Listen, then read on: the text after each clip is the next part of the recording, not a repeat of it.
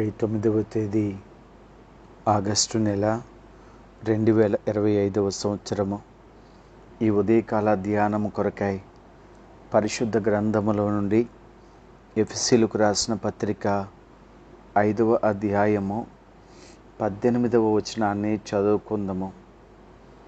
మద్యముతో మత్తులై ఉండకుడి, దానిలో దుర్వ్యాపారము కలదు, అయితే ఆత్మపూర్ణులై ఉండుడి.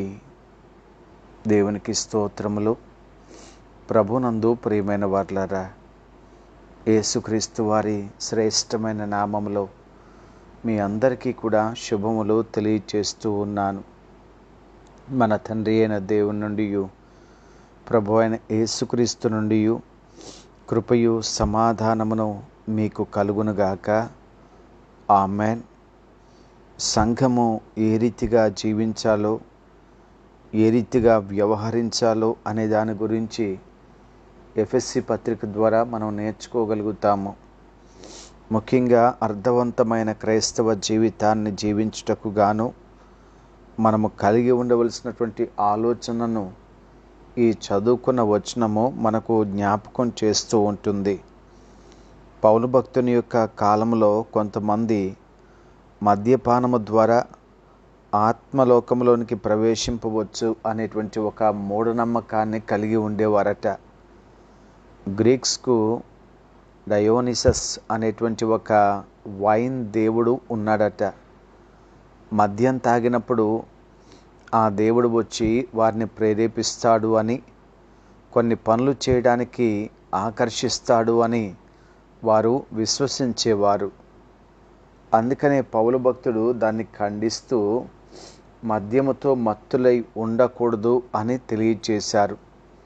అనగా ప్రియులారా, మన జీవితాన్ని ఈ లోక సంబంధమైనటువంటి వ్యసనాలకు గురి చేస్తూ దాన్ని పాడు చేసుకోకూడదు అనేది ఖచ్చితంగా ఒక హెచ్చరికగా తెలియచేయబడుతూ ఉంది. ఈ జీవితాన్ని దేవుడు మనకు పరిశుద్ధంగా అనుగ్రహించారు. ఈ పరిశుద్ధమైన జీవితాన్ని జాగ్రత్తగా కాపాడుకొనవలసిన బాధ్యత ప్రభు మనకిచ్చారు. కనుక వ్యర్థమైనటువంటి అలవాట్లకు లోనయ్యి మత్తుకు అలవాటు పడి బానిసలుగా మారిపోయి ఈ మంచి జీవితాన్ని పాడు చేసుకోవడము అనేది దేవుని కోపానికి మనల్ని గురి చేస్తూ ఉంటుంది. కనుక ఖండితంగా చెప్పబడుతున్న మాట ఏమిటంటే, మద్యముతో మత్తులుగా ఉండకూడదు, అందులో దుర్వ్యాపారము కలదు. అనగా మన జీవితం వ్యర్థమైపోతుంది, నిస్సారమైపోతుంది, నశించిపోతుంది అనే విషయాన్ని జ్ఞాపకం చేసుకోవాలి. ప్రియ స్నేహితులారా, దానికి తగినట్లుగా, దానికి ప్రత్యామ్నాయంగా మనము కలిగి ఉండవలసింది ఏమిటంటే ఆత్మపూర్ణులై ఉండాలి. అనగా ఆత్మతో నింపబడిన జీవితాన్ని కలిగి ఉండాలి. ప్రియులరా, ఒక వ్యక్తి మద్యాన్ని సేవిస్తే అతని ఆలోచనలు నష్టపోతాడు, చురుకైనటువంటి అతని మనస్సును కోల్పోతాడు, తనలో ఉన్నటువంటి శక్తి సామర్థ్యాలను కోల్పోతాడు. ఒక విధంగా చెప్పాలి అంటే తను పూర్తిగా తన జీవిత స్వాధీనాన్ని కోల్పోతాడు. కానీ దానికి విరుద్ధంగా దేవుని ఆత్మను కలిగి ఉన్నప్పుడు మన ఆత్మీయ జీవితం ఎంత ఆశీర్వాదకరంగా ఉంటుందో పరిశుద్ధ లేఖనాలు తెలియచేస్తూ ఉంటాయి. ఎవరైతే దేవుని ఆత్మ చేత నింపబడి జీవిస్తూ ఉంటారో వారి నడకలో పరిపూర్ణత, వారి మాటలో పరిపూర్ణత, వారి ఆలోచనలలో పరిపూర్ణత, వారి వైఖరిలో పరిపూర్ణత, వారి క్రియలలో పరిపూర్ణత మనము స్పష్టంగా చూడగలుగుతూ ఉంటాము. ఇక్కడ ఆత్మపూర్ణులై ఉండుడి అనగా నింపబడిన అనుభవాన్ని గురించి పౌలు గారు తెలియచేస్తూ ఉన్నారు. నింపబడుట అనగా ఉన్నతంగా ఉండుట అని అర్థం చెప్పబడింది. దేనిలోనూ లోటు లేకుండా ఉండుట అనే మాటను సూచిస్తూ ఉంది. అనగా స్నేహితులారా, ఏ లోపము లేకుండా, ఎటువంటి అసంపూర్ణత లేకుండా సంపూర్ణతను కలిగి ఉండడం అనేది చాలా ఆశీర్వాదము. మన హృదయంలో ఏమాత్రం ఖాళీ ఉన్నా మనము ఆత్మపూర్ణులముగా ఉన్నవారము కాకపోతాము.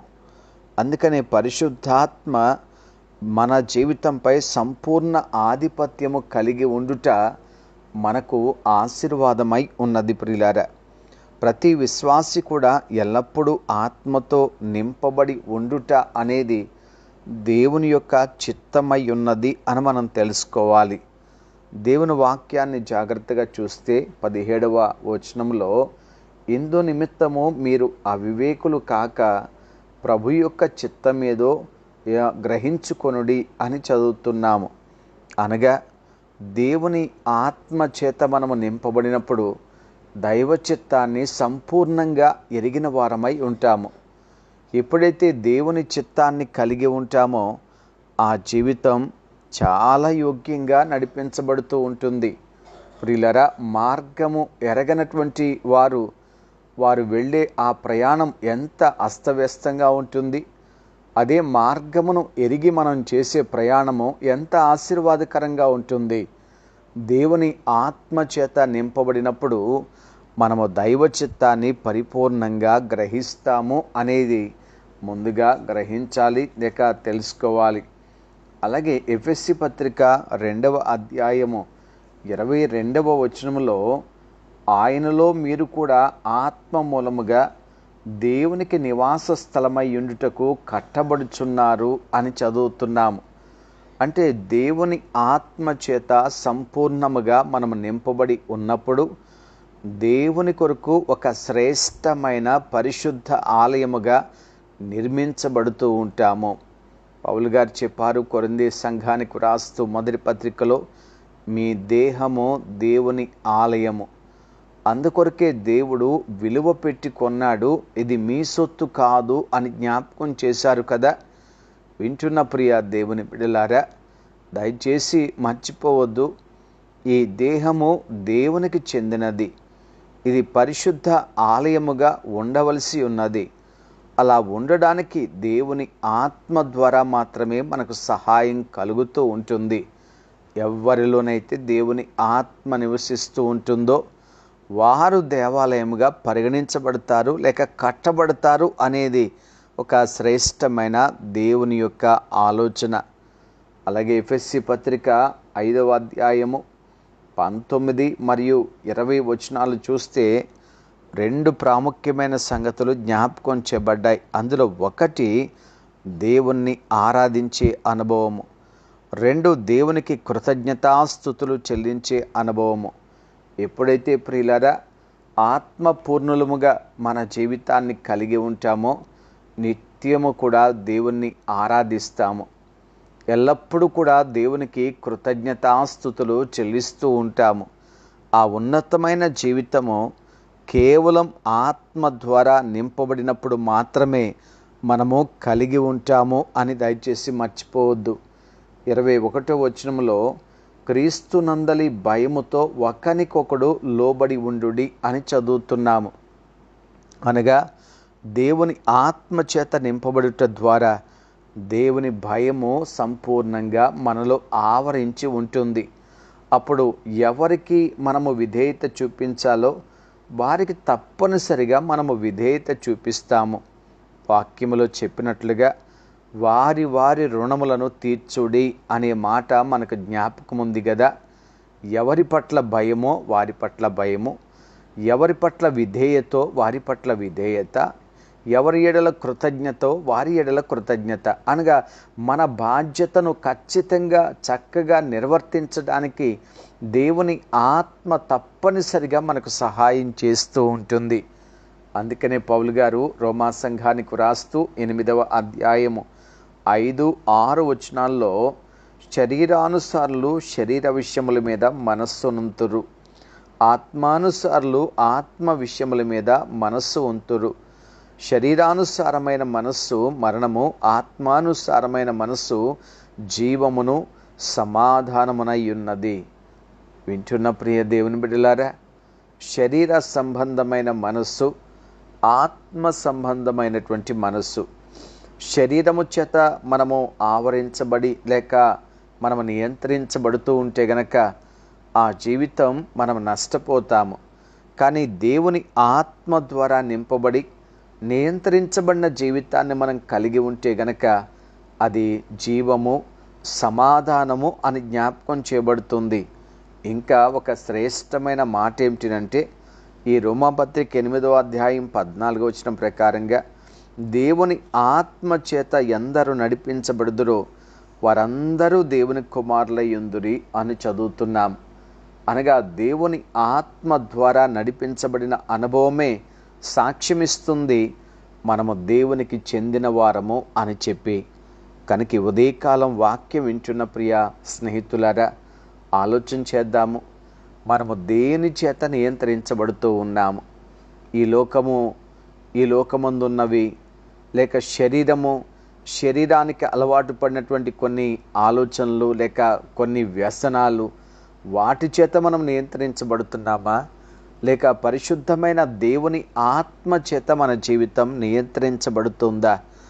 ఆత్మ చేత గనక నింపబడిన జీవితం అయితే అనేకమైన ఆశీర్వాదాలను మన జీవితంలో చూడగలుగుతూ ఉంటాము. దేవుని చిత్తాన్ని సంపూర్ణంగా తెలుసుకుంటాము. దేవునికి ఒక నివాస స్థలంగా మార్చబడతాము. అందులో నిత్యము దేవుణ్ణి ఆరాధిస్తాము. నిత్యము దేవునికి కృతజ్ఞతాస్తుతులు చెల్లిస్తాము. దేవుని భయము చేత నింపబడి మన ధర్మములను ఖచ్చితంగా నిర్వర్తిస్తూ ఉంటాము. ముఖ్యంగా ప్రియులారా, ఆత్మ చేత నింపబడిన మన జీవితంలో జీవాన్ని, సమాధానాన్ని కలిగి ఉంటాము. మనము దేవునికి చెందిన వారము అని ఒక నిర్ధారణ ఖచ్చితంగా మన జీవితంలో ఉంటుంది.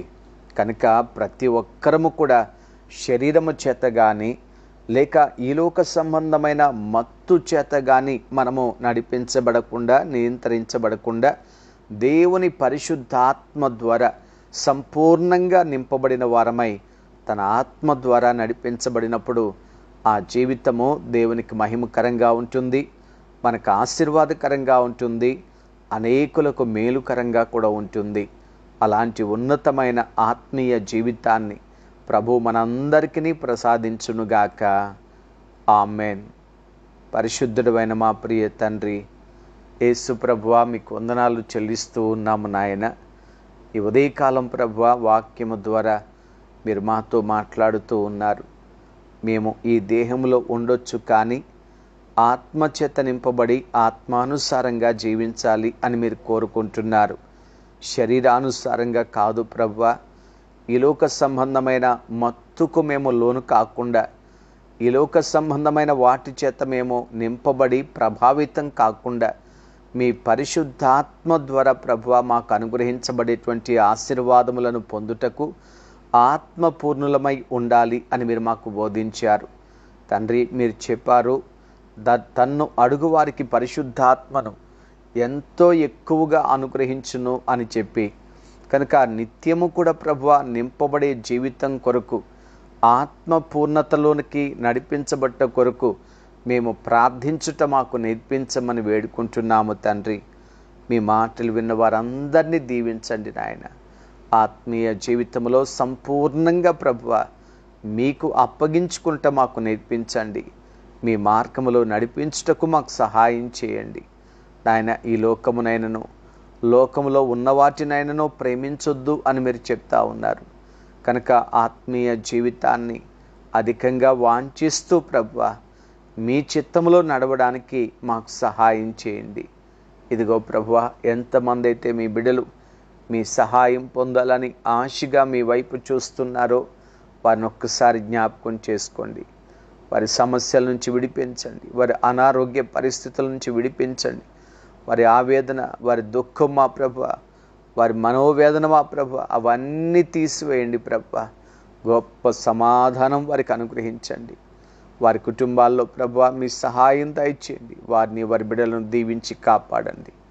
దైవజనులను ప్రత్యేకంగా జ్ఞాపకం చేసుకోనమని వేడుకుంటున్నాము తండ్రి. ఒక్కొక్క కుటుంబాన్ని మీరు దర్శించండి, పరిచర్యను దీవించండి ఆయన. తండ్రి, బలంగా మీ పరిచర్యలో వాడుకొని మీ నామానికి మహిమ తెచ్చుకొనమని, ఈ దిన ఆశీర్వాదములు మాకు దయచేయమని యేసు నామమున వేడుకుంటున్నాము తండ్రి. ఆమెన్. తండ్రి, కుమారుడు, పరిశుద్ధాత్మ, సర్వశక్తిగల త్రియేక దేవుని సన్నిధి, సకల